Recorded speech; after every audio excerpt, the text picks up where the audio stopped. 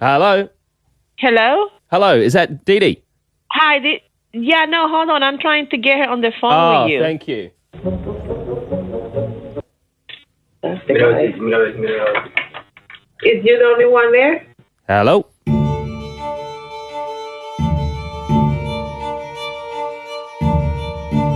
Hi, my name's Jack Lawrence, a radio host of 14 years and a lover of crime podcasts. In fact, I love them so much that I've quit my job to make one.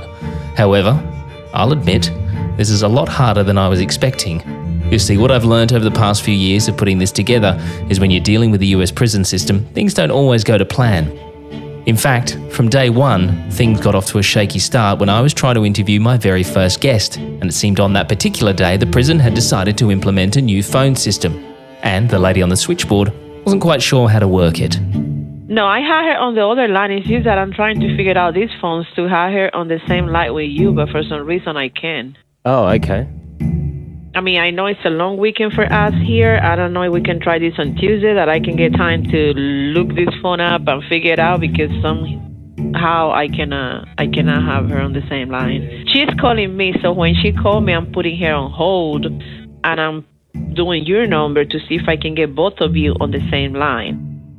But it's not working. But this is a new phone for me right here. Oh, so I will have to get the little book and figure it out how to exactly. You have 1 minute remaining. So what is this podcast all about? Because I know what a lot of people will be thinking. Oh, another crime podcast. Well, yes and no. In this series, I'll be interviewing many inmates who are all serving lengthy sentences for some pretty serious crimes, from arson to attempted murder and even murder itself, and everything in between. Now, I'm not here to try and convince you of their innocence or, in fact, their guilt. I'm simply here to let them tell their stories. So what's different about this then? Well, with most crime podcasts, you sit there, I talk at you, tell you a story, interview people, and we move on with our lives. However, I want you to get involved. Now, I know from my own experience of listening to crime podcasts, I really get so captivated by them. I'm enthralled by them. I'm listening to every little detail. I'm picking out clues. And then I'm thinking, hold on a second, you missed this comment, or there's an avenue you haven't explored yet, or what about that, or what about this? There's questions that I wish the host had asked or explored. That's where you come in. Now, I'm in regular contact with all of the inmates that I chat with. So, while listening to these stories and interviews, if you think I've missed something, maybe there's an avenue I haven't explored, or you think I went a bit too soft in a particular area, or you just have a general question that you want to ask, then tell me what it is and we'll do it. This is your podcast. This is your chance to join me in the conversation. So, moving forward, the idea is to release an episode a week. And why do I say the idea is? Well, as I've already explained, when you're dealing with the US prison system, things don't always go to plan. And it's not always a new phone system that's getting in the way. No, there's a thing in prison called count times. It is one of the times where prisoners are not allowed to talk to me, and that can get in the way. Well, I gotta go. They're counting. Thank you for using Global Tellink. Not only that, but I'm talking to inmates who are mainly in the Florida area, known for its tornadoes and bad storms, and when one sweeps through, it can affect the phone system. Thank you for using Global Tellink. Can you hear me, Kim? If you can hear me, I think the phone's still broken. Thank you for using Global Tellink. It's still not working. And let's not also forget that these are prisons, volatile places where violence can occur. And when violence occurs, it can send entire prisons into lockdown. Yeah. They had a stabbing or something over on the other side of the compound, so they locked the whole compound down. Wow. So does that happen regularly? Oh, yeah, pretty often. Probably once a week. Wow. Yeah. So for those reasons and a whole raft of other reasons, that's why I say I'm going to try my best to get out an episode a week. Now, if for some reason it looks like I'm not going to get you a full episode, I'm not going to leave you hanging. I'm not going to leave you high and dry wondering what's going on. I will at least jump on and give you an explanation as to what's been happening over the last week or so. So with all that covered, let's waste no more time and let's jump straight into episode 1 of 1 Minute Remaining. Hello, this is a prepaid call from Dorice Moore. an inmate at a Florida Department of Corrections institution. We're going to start the podcast with the OG, the lady whose story sent me down the rabbit hole. Almost 4 years ago, I was at work researching stories for a national radio show I was working on at the time, something I did on a daily basis, when a particular story caught my eye. The story was about a recent big win in the lottery here in Australia. Now, within that story, see what I mean about the rabbit hole, were stories about the lottery curse. This notion that winning big in the lottery can ruin your life. And with that came some case studies. Yes, further down the rabbit hole we go. One of those case studies was about Abraham Lee Shakespeare, a casual labourer from the US who won a $30 million lottery jackpot in Florida, receiving $12 million in 2006. In 2009, his family declared him missing, and in January 2010, his body was found buried under a concrete slab in the backyard of an acquaintance. The backyard of this lady. My name is Dorice Moore. I have a life sentence. In America, we have natural life sentences. So when you get 25 years, you get no parole here. So I'm in one of the states that doesn't offer parole. It's Florida.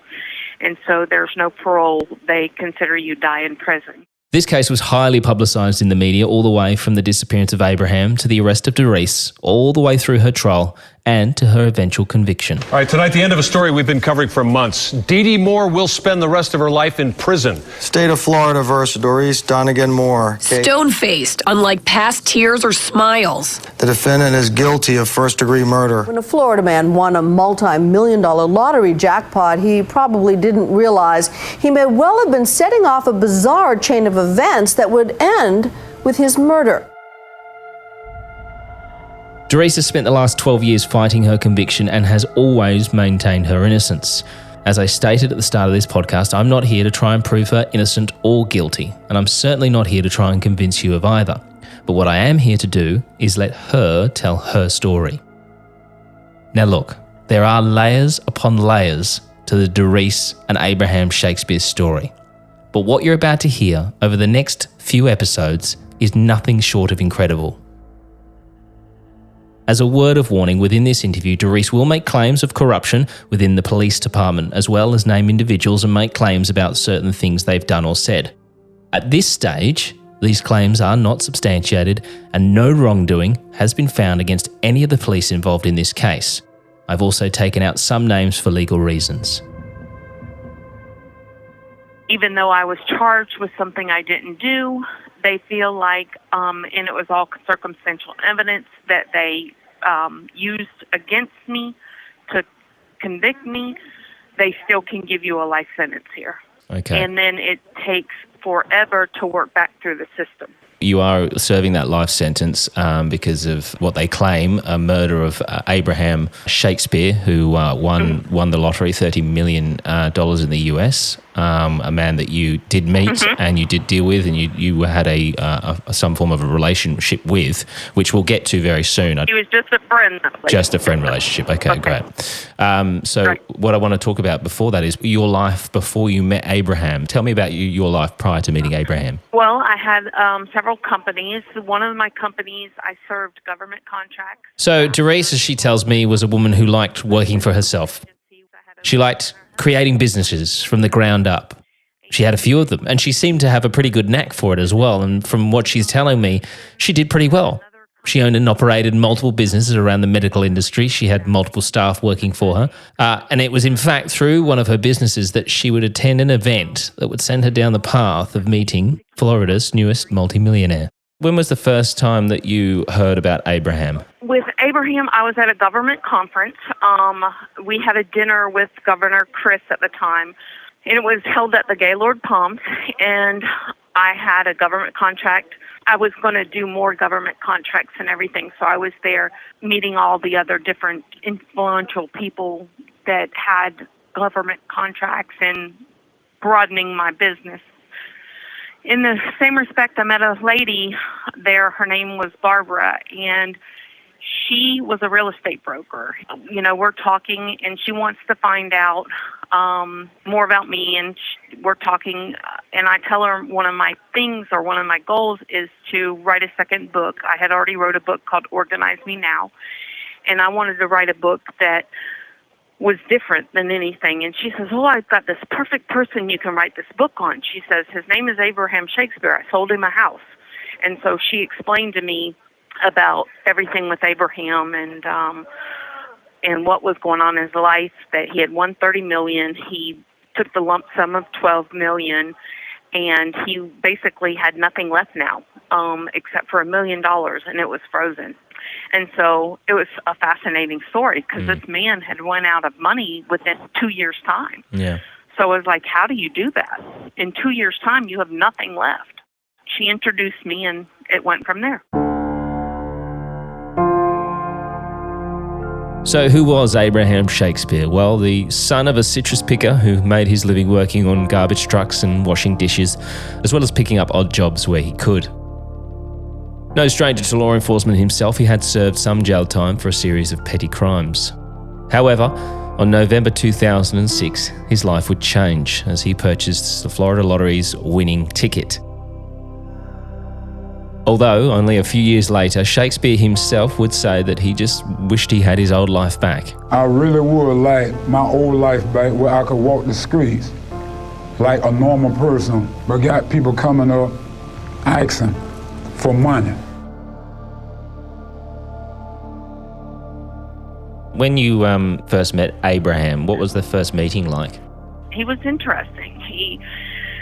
He was very interesting. He just explained to me, what was going on. When I first met him, I felt for him because I had that same problems going on in my life. Like when you have money, everybody comes at you.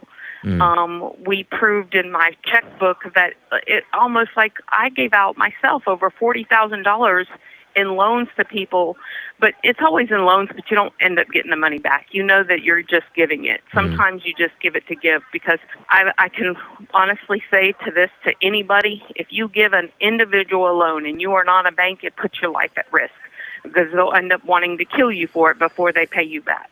And so that's basically what happened to Abraham, is he became a bank and it put his life in danger because people would threaten to kill him versus pay him back. Okay, now I just want to circle back to the moment you're chatting with this real estate broker at this function. She's telling you about Abraham. Now, you're saying that she said that Abraham basically had no money left before you even met him. Now, I have read that when he very first won, he put $1 million away for his son, I believe it was, into a trust fund. Also bought a property for himself, which is $1 million, and then I think he just started giving people money, anyone who asked for it, I suppose. Well, that's the story the media tells. Yeah. Now I'll tell you the real story. Sure. I have all the real story on tape because I don't know if it was God or who was looking out for me, but for some reason in my heart I told, myself, I said, I want to record everything. That way nobody can sue me for misrepresenting them. No one can sue me for a misquote. I wanted to record everything. So every time I did an interview or anything, I recorded it. I have the real story on tape of what really happened. Okay, this is where I want to jump in here quickly. Now, throughout this interview, on many occasions, Dorice is going to refer back to these recordings. Now, these are recordings that she said that she made all throughout these events.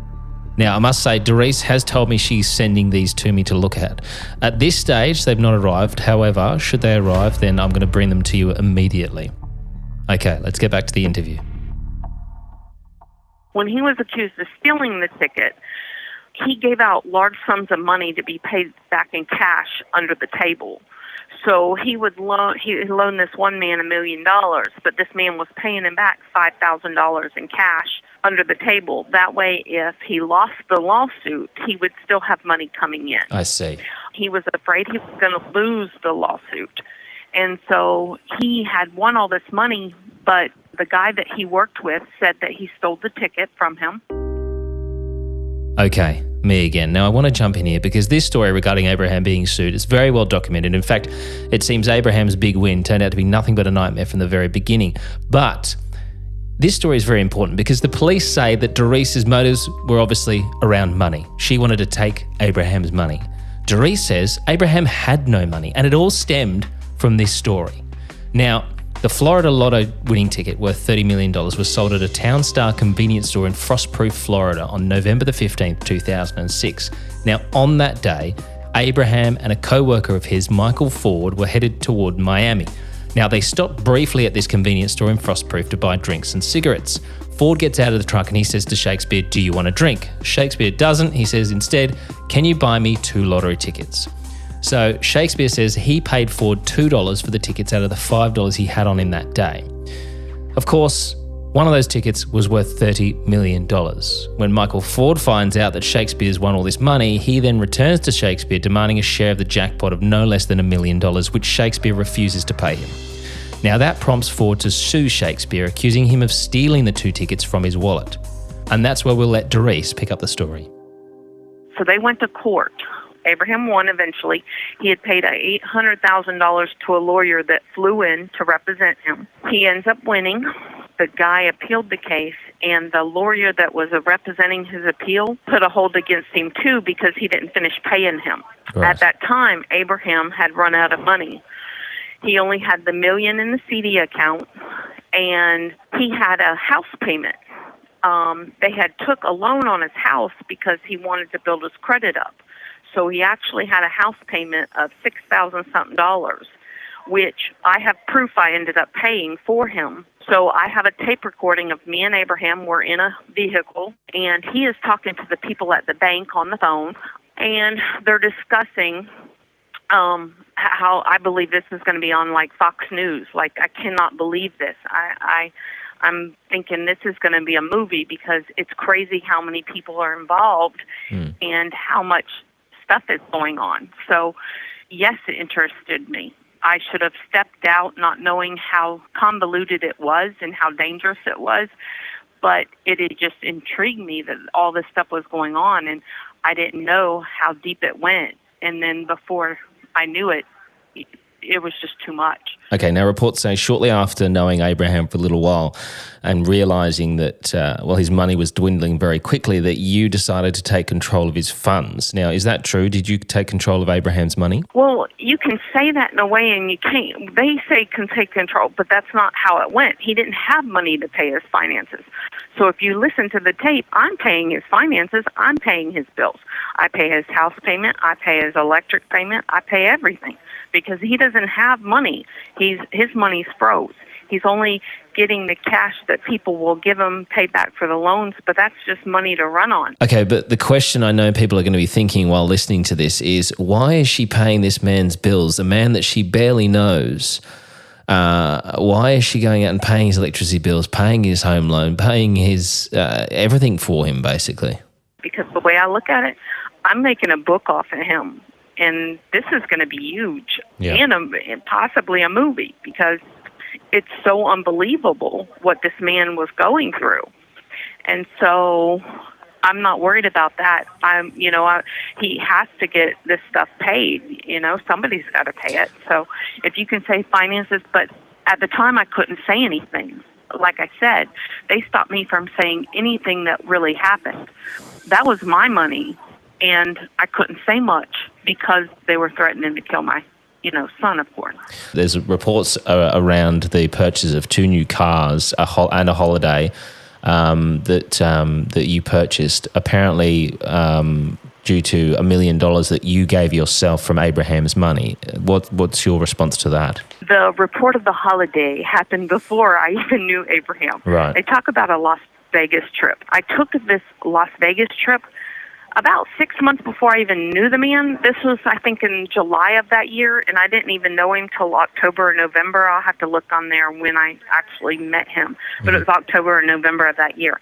But I took that Las Vegas trip in July. They made it out to this media that had these lush vacations. They happened all before Abraham. Because of how lavish it was is why it was made out to be a big deal. But it was the pyramid, and I stayed in the room at the top of the pyramid. And that's only because my boyfriend at the time that was one of his bucket lists. So I wanted to make it come true. Okay, let's do a very quick recap here. So Dorice meets Abraham. She discovers that Abraham is loaning out money because of an impending lawsuit. Now, of course, he's concerned that should he lose the lawsuit, then his former co-worker is going to take his winnings. So he decides to take it out and loan it to drug dealers who are able to pay back large sums of cash so that his money is, well, safe. Now, what's the saying? There's no honour amongst thieves, or in this case, drug dealers. So obviously, these drug dealers are not keen on giving that money back, funnily enough, and have started threatening Abraham's life if he tries to come after it. Here's Dorice talking more about that. You can hear in his conversations with me, this is happening to him. He's being threatened. They're threatening to get him arrested if he comes after it, or more, possible death. So he even says in the recordings of that. And I'll get those recordings for you so that you can see that DVD exists, and it's not something that I made up here. The reason why I couldn't bring this forth to life before is they were threatening my son's life, and these people thought I was kidding that these people really existed. So we're sorry, I'll just stop you there. So when you say these people were threatening your son's life, who are these people that were threatening your son's life? The one guy called his name Ronald. I'm sure that's not his real name.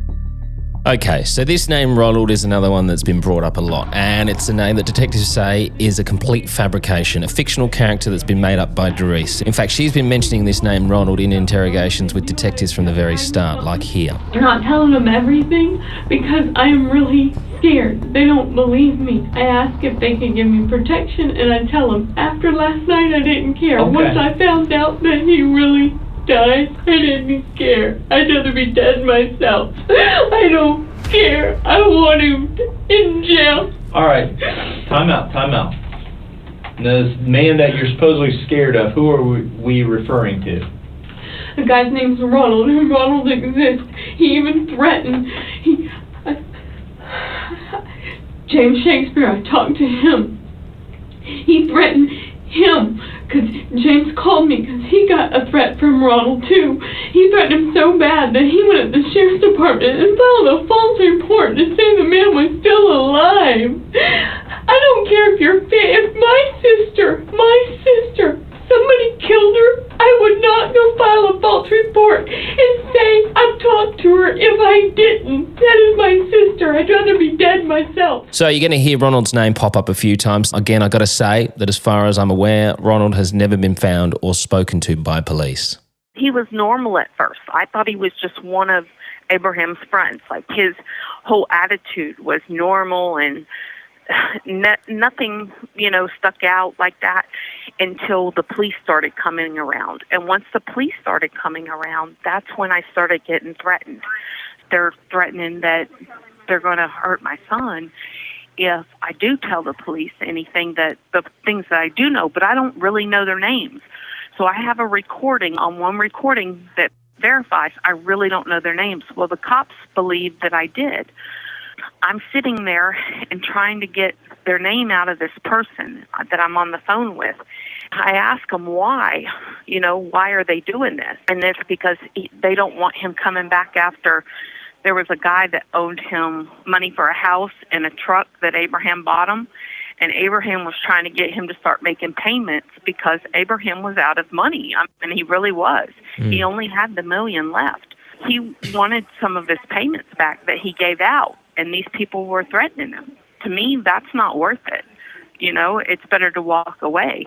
The whole reason they were able to convict me is they gave the illusion to the prosecutor.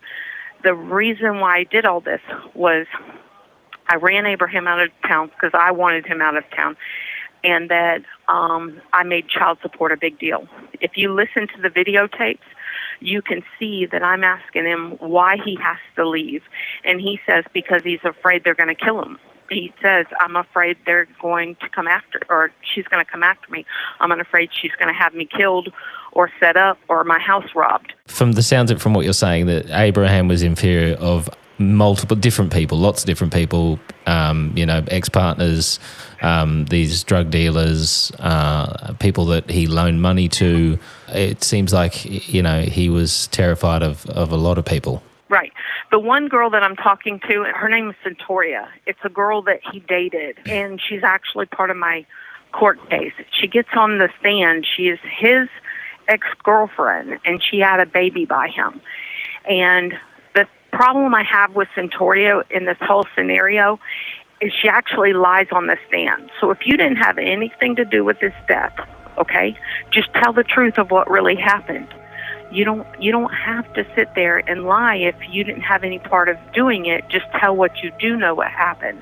Instead, she gets up on the stand and lies about everything. And I have the tapes to prove she lied. Okay, so this is another name that will come up a fair bit while I'm talking with Dorice. Centoria is an ex-partner of Abraham Shakespeare's. Now, Dorice does make certain claims about Centoria that have not been substantiated, so I will be removing some of those claims out of this interview for legal reasons. But Centoria did take the stand during Dorice's trial. Now, when Dorice mentions that she has proof that Centoria lied, this was actually brought up during the court case, and a video was played to the courtroom showing contradictions to what she was saying. This was actually covered by ABC Action News. Have a listen. We're not going to go back and forth. You need to compose yourself, and I'm about to give you time to do that and to speak to your lawyer. Part of the reason for Moore's frustration is the testimony from Shakespeare's ex-girlfriend, Centora Butler. Because she wanted to know about all of his assets, and she was like, I can help you clean him out. Moore was so adamant that Butler was lying, she pushed her attorneys to play a video she took of Butler that she says proves she's being dishonest. While there are contradictions, Butler testified that's because Moore told her what to say. Did you lie about that on the video? Yes, your client used a lot of coercion to make up a big fat fib. Now, again, I have to stress no wrongdoing has ever been found against Centoria at all, so any claims that Dorice makes about Centoria have not been backed up by police. So anyway, this is what... You have 1 minute remaining. We only have 1 minute. Yes. This is the fun part about interviewing inmates. We get a certain amount of time, then my friend here jumps in and tells me it's time to call it quits. So we'll do that for this episode, but, well, get ready for episode 2 because things get even crazier when money is buried. But not just $5 or $10, no. We buried the rest of his remaining money. Once he cashed it out, he moved the $1 million over. I got it cashed out for him. He buried it on one of my properties. But you buried $1 million in cash out the back of one of your properties? Well, over that, yeah. Next time on 1 Minute Remaining. 1 Minute Remaining is a Mash Pumpkin production. Hosted and produced by Jack Lawrence. Editing and sound design by Jack Lawrence and Dom Evans. This podcast is part of the Acast Creator Network.